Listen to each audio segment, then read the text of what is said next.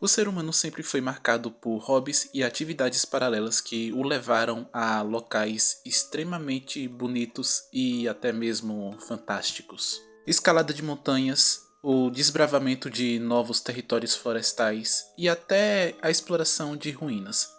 Tudo isso fez e faz ainda parte da nossa sede de conhecer e nos aventurarmos em territórios inexplorados. No entanto, alguns territórios mostram-se cada vez mais mortais. E nesse vídeo vamos olhar para alguns incidentes que ocorreram envolvendo essas explorações. E para começar, o Monte Everest não é apenas conhecido por ser a montanha mais alta do mundo, mas sim também uma das mais mortais. Sendo o seu topo o alvo de muitos alpinistas e escaladores, o Monte Everest acaba vitimando por ano mais ou menos entre 4 a 6 pessoas. Claro que esse número pode variar a depender de algumas condições, porém, sempre foi comum corpos serem achados entre o seu topo e a parte mais baixa.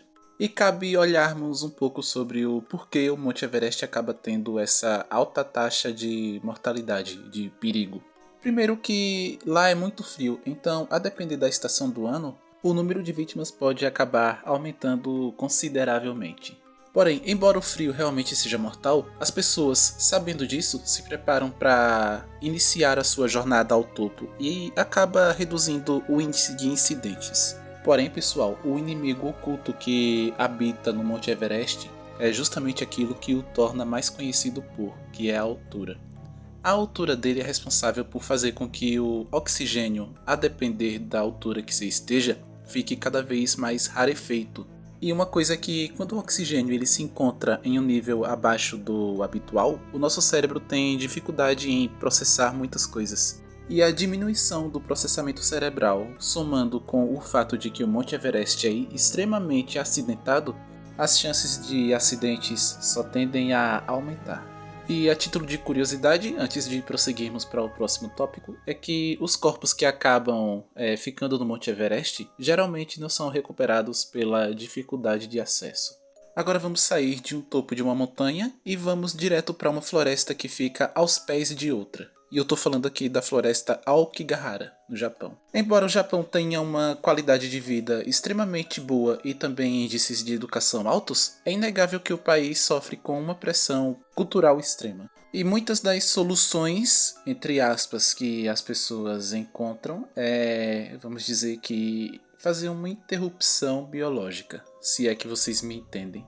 E isso acaba acontecendo em maior frequência na floresta Aokigahara. Essas imagens servem para ilustrar o peso que esse lugar carrega. É claro que uma floresta por si só, a depender do ângulo e também do clima, ela se torna um tanto quanto sombria. Mas essa, conhecendo a história e as incidências que acontecem por lá, é inegável que o peso e o clima acabam sendo bastante opressores. Alguns relatos acabam também dizendo que vozes e gritos acabam sempre ressoando por lá.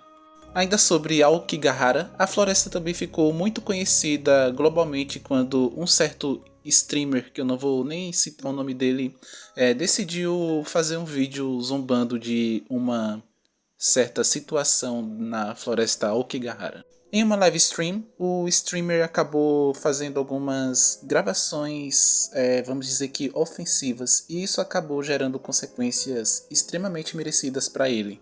E uma reflexão que eu quero trazer para vocês é sobre o quanto ainda não conhecemos do Japão, que aparentemente é um país bonito e com condições de vida tão boas, porém que carrega um peso altíssimo.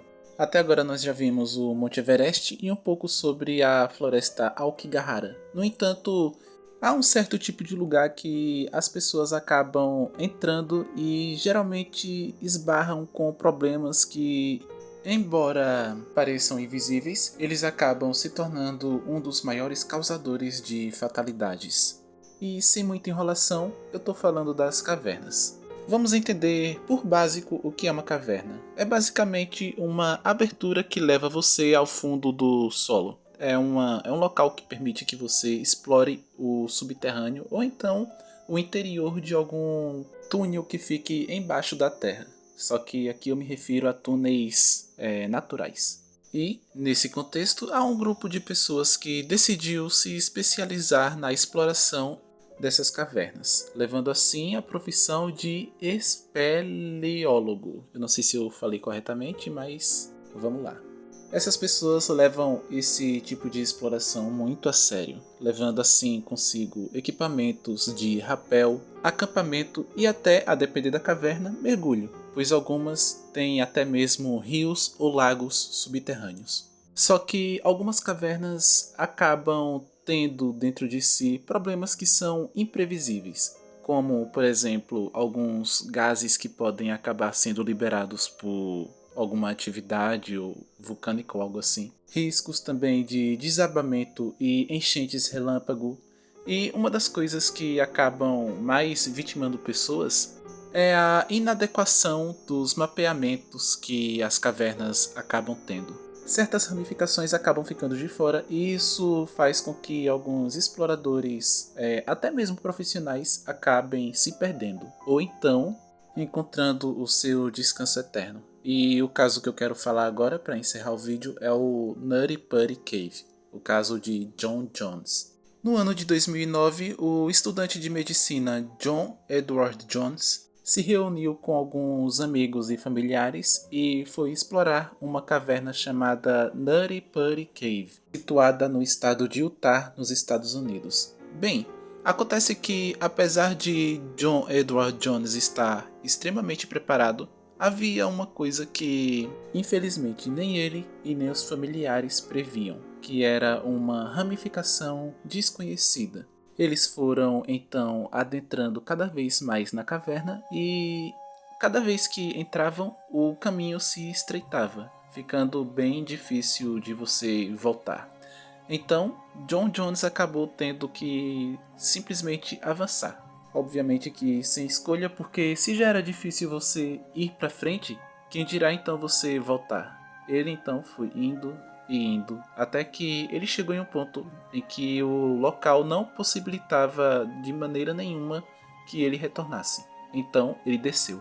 Então, na descida, ele viu que não tinha mais como subir e escorregou. Ficando de ponta cabeça, ele não tinha outra escolha senão esperar os resgates. Várias equipes de socorristas tentaram de todas as formas tentar resgatar o rapaz, no entanto, essas tentativas foram infelizmente e tragicamente falhas. Equipamentos de ponta, sistemas de polias extremamente complexos e mesmo assim nada disso funcionou. John Jones acabou encontrando o seu fim na Nutty Putty Cave. Pessoal, eu não quero fazer sensacionalismo ou algo assim, mas só para nós termos uma noção, ele acabou perecendo devido a problemas relacionados à circulação, pois ele ficou de ponta cabeça e o sangue, quando acumula na cabeça e você não tem como fazer esse sangue retornar, alguns problemas podem acabar ocorrendo e você pode, vamos dizer que, ir de base. John Jones ainda está na caverna. Devido à complexidade do resgate, ele não teve como ser sepultado em outro local. E a ramificação onde ele está acabou se tornando o seu descanso eterno. E o memorial dele ainda pode ser visto por lá. Bom, esse foi o vídeo. Eu espero que você tenha gostado. Se assistiu até aqui, considere se inscrever no canal e deixar o seu like. Aqui é o Zero. Muito obrigado pela sua visualização. Se você quiser, pode deixar um comentário que eu o lerei. Até a próxima.